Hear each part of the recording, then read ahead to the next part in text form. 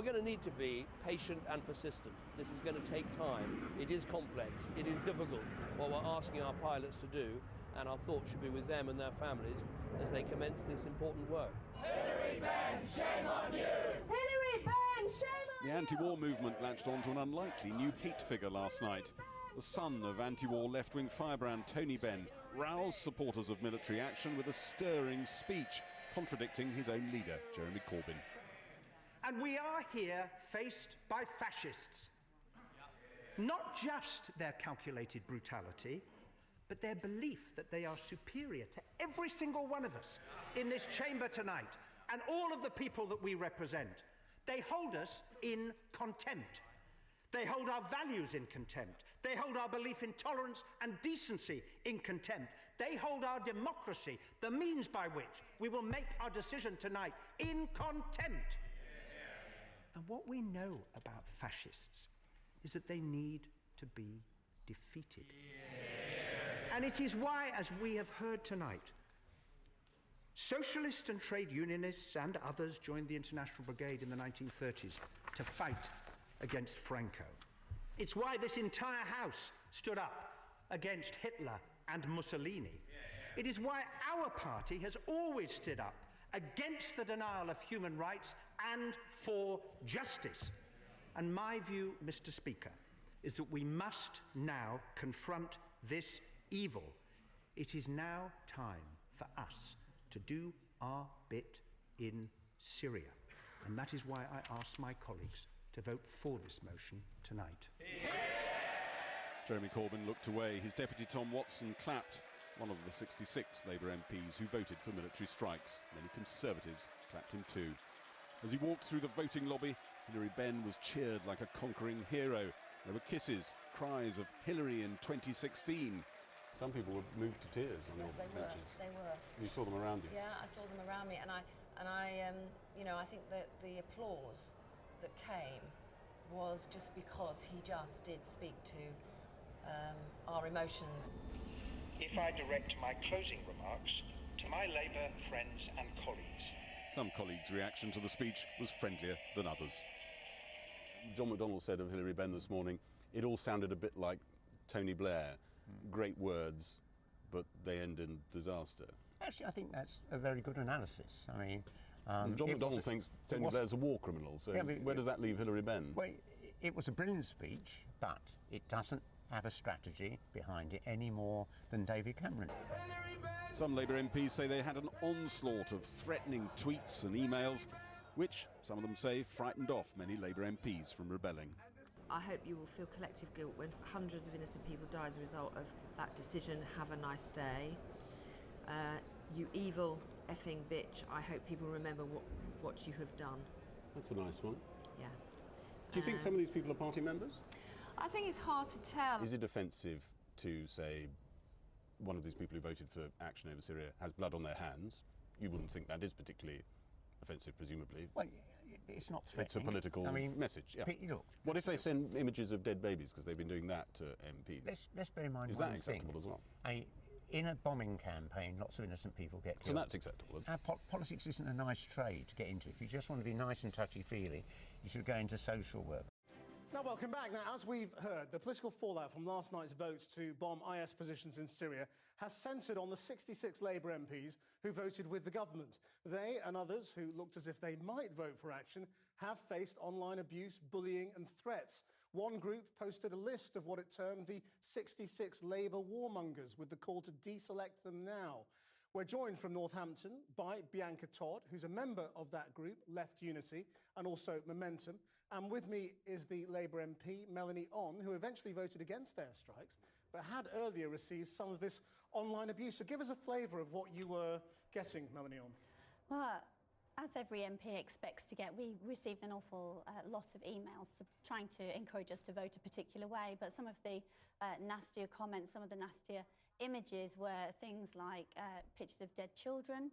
I received an image of a supposed terrorist holding up a severed head, and also rather tasteless video as well, all of which were designed to specifically intimidate me, I think, towards voting one way or another. I mean, you were debating war, killing people, and these things all happen during absolutely. wartime. I just don't Is there think any that justification then for there sending isn't. you? Of course there isn't, no, because we live in a civilised society and it's just not a rational, reasonable thing to do. Anybody out there who thinks that MPs do not consider the consequences of the very serious decisions that they are making simply don't understand or possibly don't respect the MPs that So are you must that are have in felt place. that intimidation then, as you took your decision, because you were...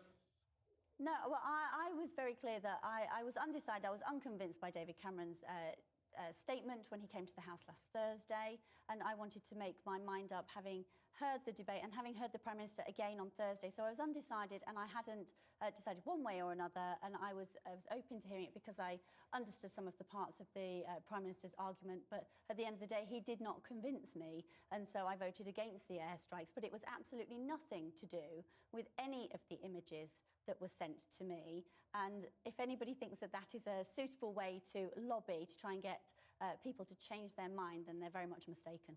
OK, Bianca Todd, why are people doing this? Hiya. I think we have to be quite clear that actually it's not just about the images that people are sending on Twitter, it's actually about the messages and how they can engage with their MPs. We're talking about a new kind of correspondence. We actually haven't got time to go and knock on people's doors and go and phone them. We have to make sure we get the message instantly. We're talking about life and death. And the vote last night actually has meant that innocent people are going to die. And it's quite okay for members of their party to make sure that they're expressing their views. That seems quite reasonable to me. And now to deselect them for voting for airstrikes? I think it's important to make sure that the members of the Labour Party and others are making sure that the MPs are quite clear on the consequences of their actions. Melanie Orr? Well, it's insulting and patronising to assume that we do not understand the consequences of those actions, of those decisions. Of course we do, and we don't need those kind of images being sent to us because it completely undermines the argument that these people are trying to present to us. And to be perfectly honest, if anybody thinks that that is acceptable, if it were acceptable, it would be printed in newspapers, it would be shown on news programmes like yours, but they are not, because we're in a civilised society and we understand that there are levels of norms, and this breaches that. Bianca Todd? Well, that's clearly not true, because we see those photos, we see those images all across the media. We saw them in the Sun newspaper, we see them in the Mirror, the Guardian, we see them all across. No, they don't. It's not They like blur them the out, MPs and haven't that's seen those why images before. the image of the little Turkish, no, they don't. the little boy on the Turkish they don't. beach And when let's he was also washed be up. quite clear. That's why it was so shocking, because just we let don't Bianca see Todd those finish. images. Melanie Orr, just let Bianca Todd finish. What you're doing, Melanie, what you're doing is talking about one particular image. But what you also said quite clearly from the beginning is that your opinion was swayed through the debate. Let's and get actually beyond what your the opinion images, should shall have been we? swayed from is the actual constituents. Bianca it's about, Todd. you represent the members. That's important. OK, let's get to the politics of this. You know, that you want these Labour MPs deselected. Now, you're a member of Left Unity and Momentum. You're not a member of the Labour Party. What's it got to do with you? I guess what reason we feel like we've put this point of view out is because we support Jeremy Corbyn's politics, we support a new democratic, accountable politics, and whilst we know quite clearly that it's not our decision whether or not MPs are selected or deselected and how that works, we do think the time has come for MPs to be accountable to their members. It's no longer that an MP can have a job for life. Well, Tristram if you Hunt vote just against said, the members' views, you should be accountable. Tristram Hunt just said on our programme, Momentum isn't part of the Labour Party. Well, we might not be part of the Labour Party, but let's be quite clear that the majority of members of Momentum are Labour Party members. And whilst the right wing of the Labour Party might not like that, 200,000 people joined Labour Party for Jeremy Corbyn. They joined for a new kind of politics. They joined because they wanted to be part of something that's a little bit different. And Momentum is a continuation of the grassroots campaigning. Melanie Orr, what do you make of there's these people? There's a couple of things I would say. We've had 15,000 people leave the Labour Party this month, and I think it's because decent people are worried about the kind of intimidation that they're going to come across from groups like Momentum. I'd also say that Momentum have released a statement that is contrary to that, which has just been stated, that said that it will not campaign or support any branch of Momentum actively seeking deselection of Labour MPs, Do you believe whether them? they supported the war or not. No, I don't believe that at all. I think that it's a statement to try and ease some of the tensions. And I think that Left Unity, I don't know how you can be members of both, because Left Unity have clearly stated the exact opposite, that yes, they will campaign to deselect members. And that is completely the opposite to what Jeremy said that he wanted to do with the Labour Party, and completely opposite to the statement that he's put out today that urges people not to attack, abuse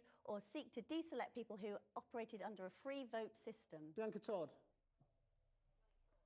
Okay, whilst we're not members of the Labour Party, and I quite hear what Melon is saying, but what we think is that if you, as MPs, vote against the policies and the beliefs of your members, you should be accountable. We're talking about a new kind of politics. Because we did have a position at our conference that actually supported the action in Syria. So it's not about. I mean, but you're just completely going against the emotion that was passed at Labour Party conference. But she doesn't care. She's not a member.